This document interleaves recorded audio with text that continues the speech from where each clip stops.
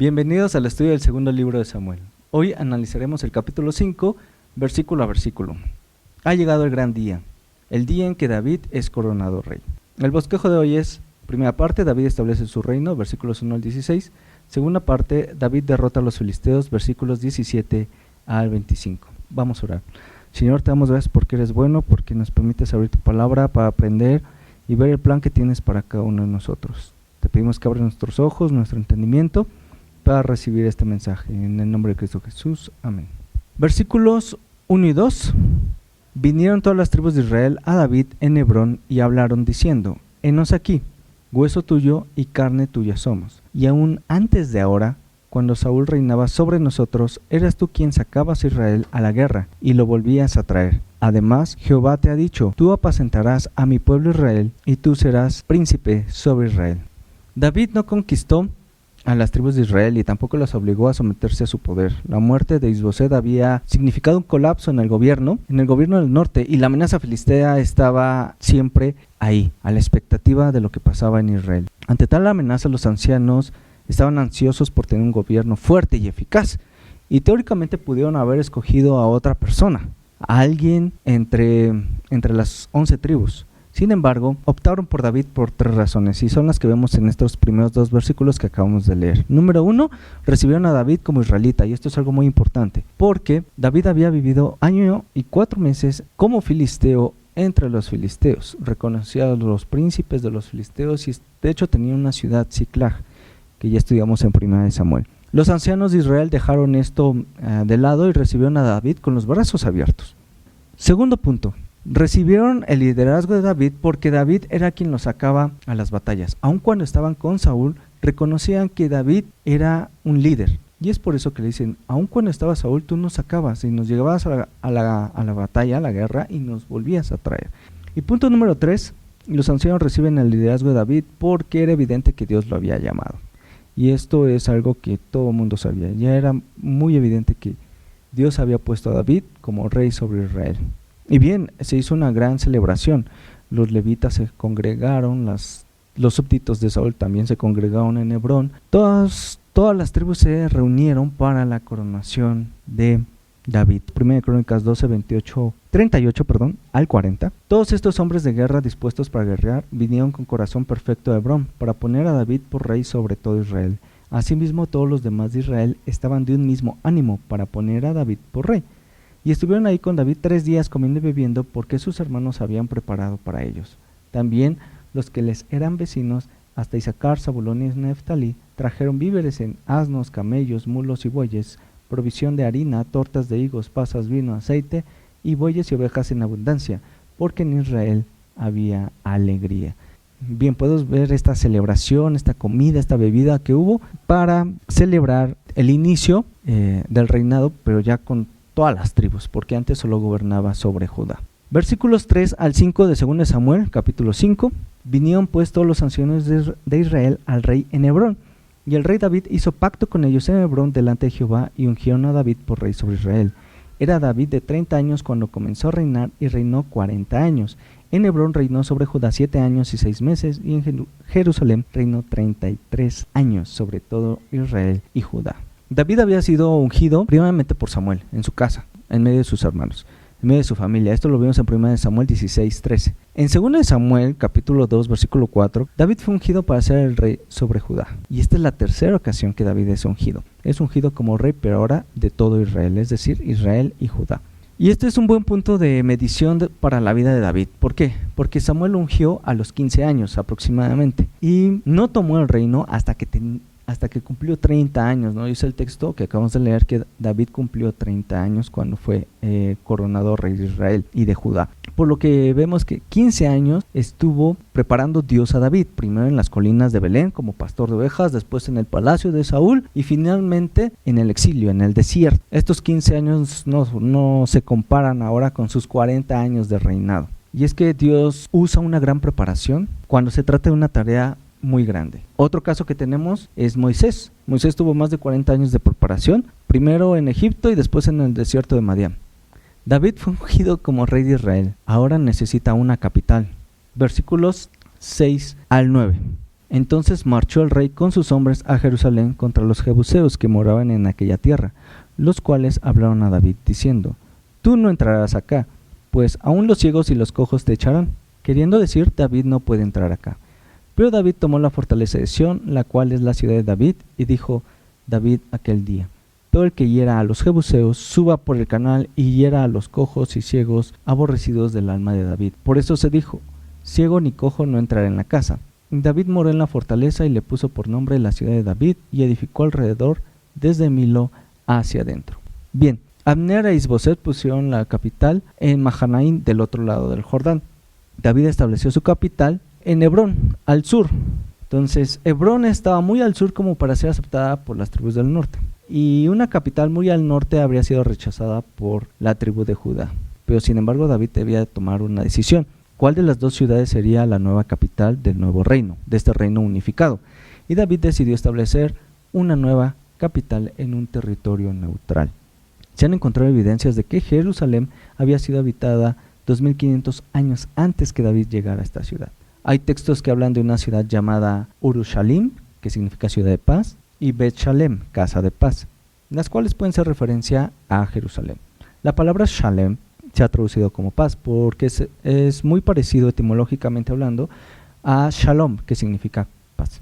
Alrededor de 400 años atrás, Dios había ordenado a Israel por medio de Josué que conquistara la tierra.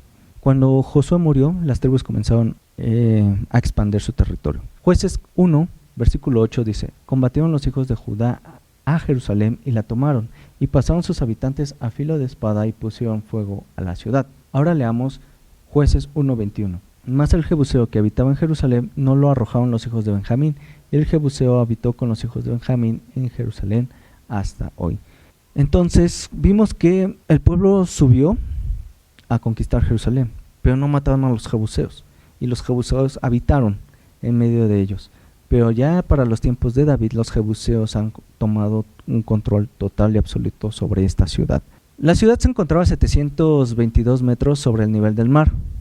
Debido a su locación, que es muy alta para en esta geografía, es un punto alto, es muy fácil defender, y más porque está la montaña de Sión y de Moria, y en este conjunto de montañas hay un fuerte, y este fuerte se llamaba Jebús, y a sus habitantes se le llamaban jebuseos. Entonces, al estar rodeado de montañas y en una fortaleza estratégica, la ciudad pues podía fácilmente ser defendida. Esta es la arrogancia que tenían los jebuseos, que lo vimos en estos versículos. Incluso insultaron y se burlaron de David y sus tropas al decir que hasta los cojos y los ciegos podían defender esta ciudad. Es decir, es tan fácil defender esta ciudad que los cojos y los ciegos pueden defenderla. El abastecimiento principal de la ciudad de Jerusalén era a través de canales. El agua que caía de las montañas, construyeron los jebuseos ciertos canales para que esa agua llegara a la ciudad, y de esa manera tenían manantiales o estanques, donde almacenaban el agua en caso de un ataque. Por lo tanto, no sufrían de falta de agua, pero esa también fue su debilidad. Fue el canal del estanque de Gijón donde Joab, el general de David, hizo esta gran hazaña. Esto lo vemos en 1 Crónicas 11:6. Y David había dicho: el que primero derrote a los jebuseos será cabeza y jefe. Entonces Joab, hijo de Sarvia, subió primero y fue hecho jefe. Vemos que Joab, este gran general, que ya hemos visto su historia con Abner, pues él es quien toma esta iniciativa y sube por este canal. En los versículos que acabamos de leer en 2 Samuel capítulo 5, David dice: suban por el canal y maten a todos, tomen la ciudad. Y una vez que ha establecido la capital, dice que lo fortalece. Dice que desde Milo hacia adentro, Milo significa terraza. Entonces podemos imaginarnos que había fuera de la ciudad una pequeña terraza. Fortaleció esa terraza y además fortificó hacia adentro. Es decir, esto se refiere hacia el norte. Como vemos la posición de la ciudad hacia el norte, era una posición muy vulnerable. Bien, ya vemos a David, que fue ungido como rey, ya fue coronado como rey. Vemos que establece su capital. Ahora vamos a ver las alianzas políticas que hizo. Versículos 10 al 12. Y David iba adelantando y engrandeciéndose, y Jehová de los ejércitos estaba con él. También Hiram, rey de Tiro, envió embajadores a David, y madera de cedro y carpinteros y canteros para los muros, los cuales edificaron la casa de David. Y entendió David que Jehová le había confirmado por rey sobre Israel, y que había engrandecido su reino por amor de su pueblo Israel. tenemos aquí el efecto y la causa. El efecto nos dice que David se iba adelantando y engrandeciéndose, es decir, se iba fortaleciéndose. Y la causa, porque Jehová de los ejércitos estaba con él. Entonces vemos que todo esto es resultado porque Jehová estaba con él. No es que logró todo esto para que Dios estuviera con él, sino todo lo contrario, Dios estaba con él y el efecto fue que se engrandeció. Además de una capital, David necesitaba pues una casa real, un símbolo de su reinado. Y para la construcción de esta casa, David lo considera como una bendición de Dios, y no solo como una bendición de Dios, sino una confirmación de su reino. ¿Y por qué es esto una confirmación del reino para David, el tener una casa? Bueno, pues es que ya lleva mucho tiempo sin tener una, desde los campos en Belén, en el palacio del rey, pues no era su casa, y todo este tiempo que ha estado huyendo de Saúl, pues estuvo en el desierto, habitando en cuevas, en tiendas. Entonces, que haya podido levantar o construir una casa, pues para él es un lugar de refugio, le da paz, le da tranquilidad, y con esto sabe que Dios lo ha bendecido. Y bueno, tiene que construir su casa, y el rey Hiram le manda madera, carpinteros y canteros. Y esto es muy importante. ¿Por qué? Porque en este tiempo los fenicios tenían una experiencia y habilidad mucho mayores que los hebreos para la construcción. De hecho, David y Salomón tuvieron una gran dependencia de los fenicios y de Hiram, de los cedros, el cedro del Líbano, para la construcción de sus palacios y principalmente para el templo.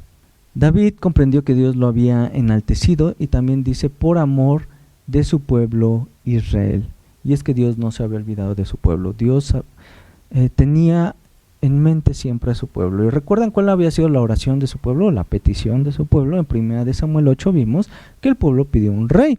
Y Dios, aunque le dijo a Samuel, no te han rechazado a ti, sino a mí, buscó darles un rey. Primero un rey conforme al corazón del pueblo, que lo fue Saúl, y después Dios puso un hombre conforme a su corazón, un hombre que no buscaba el engrandecimiento o la gloria para sí, sino un hombre que le daba la gloria a Dios.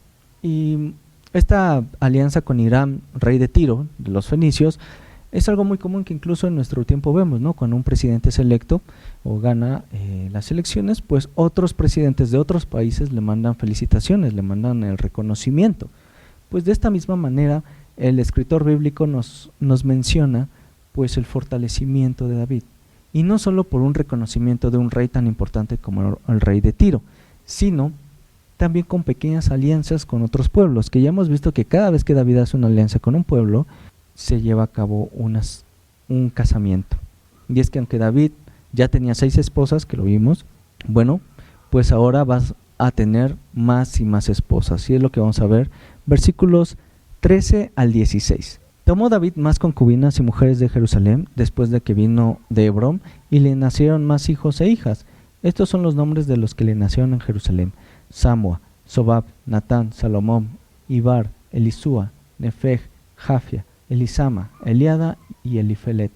David y todo el pueblo vieron a todos estos hijos que le nacieron como una bendición de Dios, y es que el tener herederos siempre era algo importante para un rey en estos tiempos. Sin embargo, la mayoría de los problemas en la vida de David vendrá por todas estas relaciones, por todos estos matrimonios, por todos los hijos que va a tener e hijas, porque va a haber grandes problemas. Eso los veremos más adelante. Antes de los problemas familiares, bueno, el escritor nos va a hablar de los problemas políticos, ¿no? Segunda parte, David derrota a los filisteos.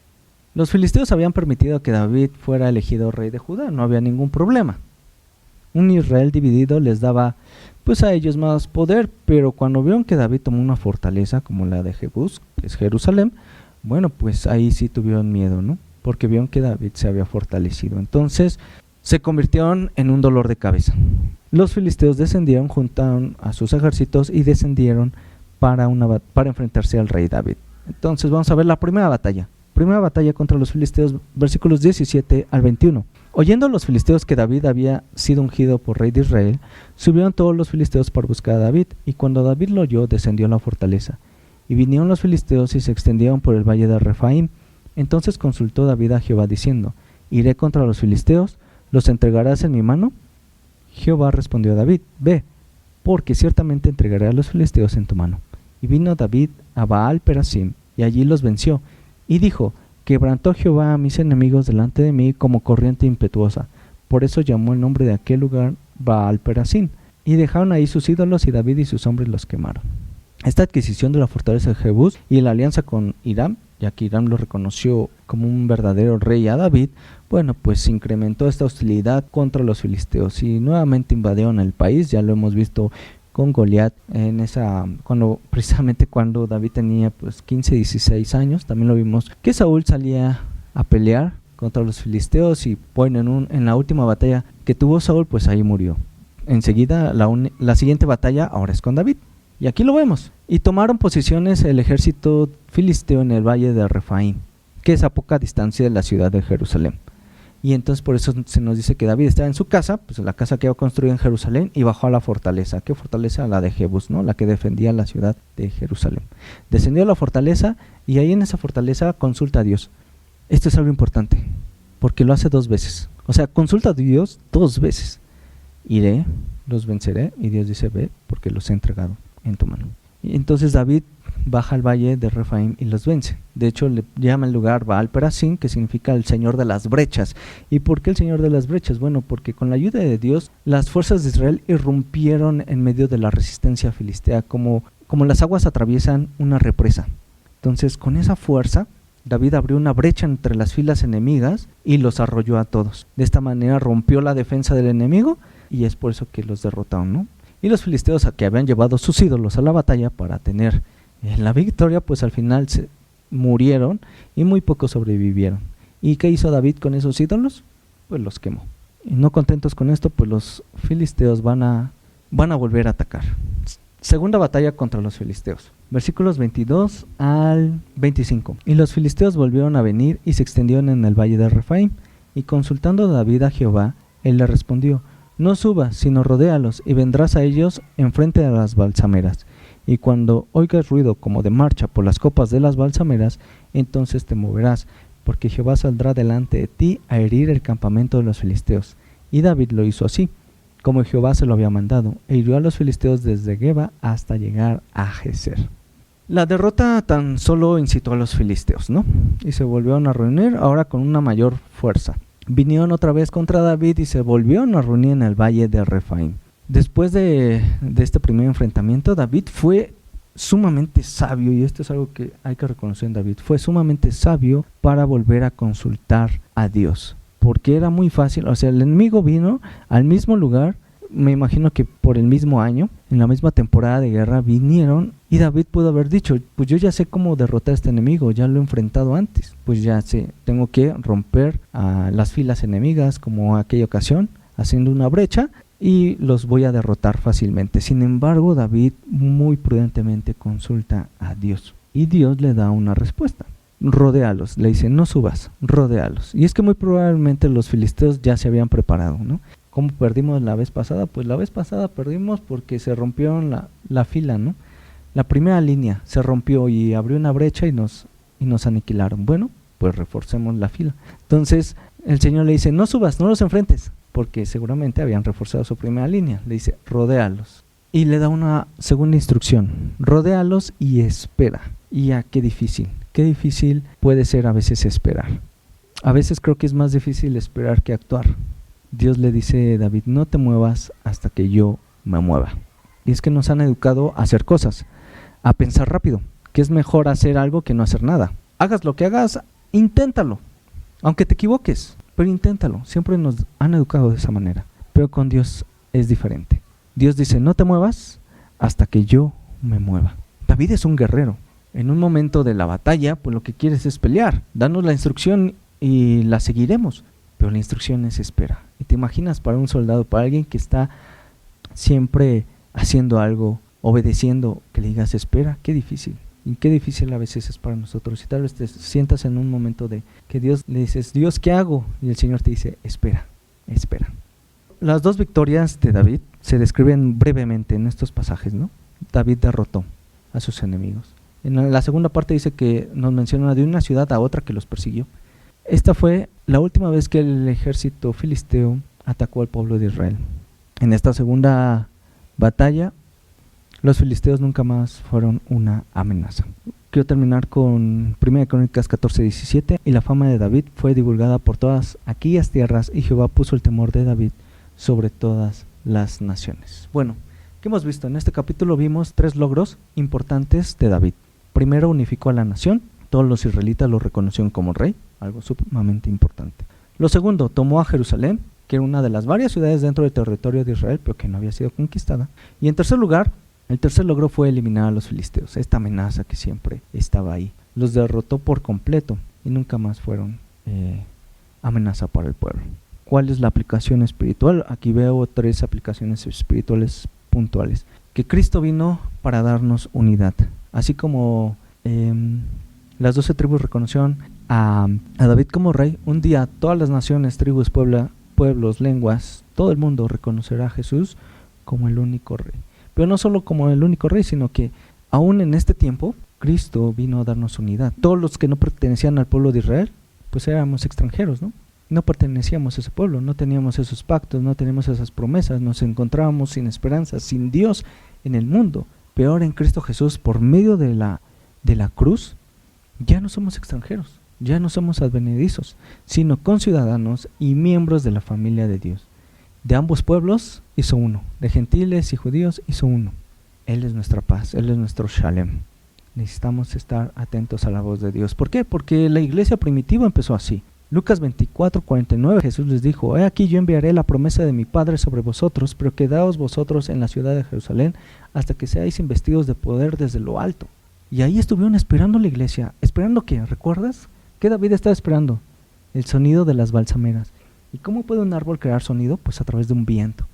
Y fue un viento lo que descendió en Jerusalén en el Pentecostés. Hechos 2:1-4. Cuando llegó el día del Pentecostés, estaban todos unánimes juntos. Y de repente vino del cielo un estruendo, como de un viento recio que soplaba, el cual llenó toda la casa donde estaban sentados. Y se les apareció lenguas repartidas como de fuego, asentándose sobre cada uno de ellos. Y fueron todos llenos del Espíritu Santo, y comenzaron a hablar en lenguas según el Espíritu les daba que hablase.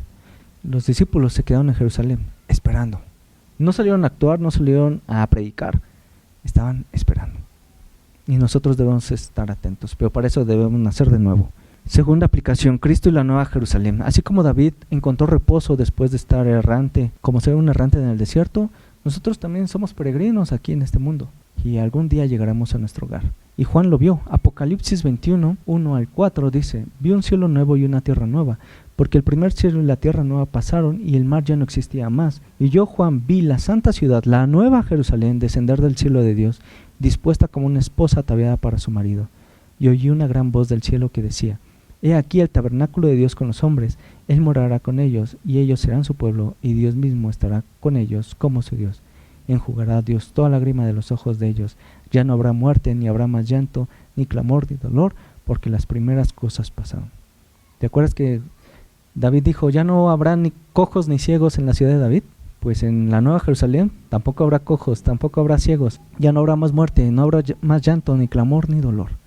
Y Dios estará con nosotros, porque nosotros, su iglesia, nosotros, su pueblo, seremos ese templo, ¿no? Como piedras vivas, como dice el apóstol Pedro.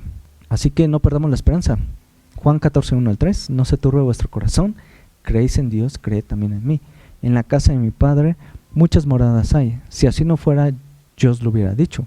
Voy pues a preparar lugar para vosotros, y si me fuere y os prepararé el lugar, vendré otra vez y os tomaré a mí mismo, para que donde yo estoy, vosotros también estáis. Y finalmente, última lección espiritual. Cristo ha vencido al enemigo. Y lo leímos, Colosenses 2:13-15. Y a vosotros, estando muertos en pecados y en la incircuncisión de vuestra carne, os dio vida juntamente con él, perdonándonos todos los pecados, anulando el acta de los decretos que había contra nosotros, que nos era contraria, quitándola de en medio y clavándola en la cruz. Y despojando a los principados y a las potestades, los exhibió públicamente, triunfando sobre ellos en la cruz. En su primera venida, Cristo vino y rompió la primera fila del enemigo, como una brecha, ¿no? Como esa primera batalla, y nos ha dado vida. Pero en su segunda venida, la destrucción del enemigo será por completo. Así, el pecado nunca más será amenaza para el pueblo de Dios. Oremos. Señor, te damos gracias por este mensaje, por tu palabra que es fiel y verdadera, que nos da esperanza, que nos da paz. Shalem. Que en este templo aquí reunidos como hermanos somos esa iglesia, ese cuerpo vivo que se va edificando, que va creciendo hasta la estatura de la plenitud de Dios, Señor. Te damos gracias por tu palabra, por la iglesia, por tu obra que has hecho, para que algún día estemos no reunidos en este mundo, Señor, sino más bien reunidos en esa ciudad, en esa nueva Jerusalén, con el Padre y con el Espíritu Santo, alabándote. En el nombre de Jesús. Amén.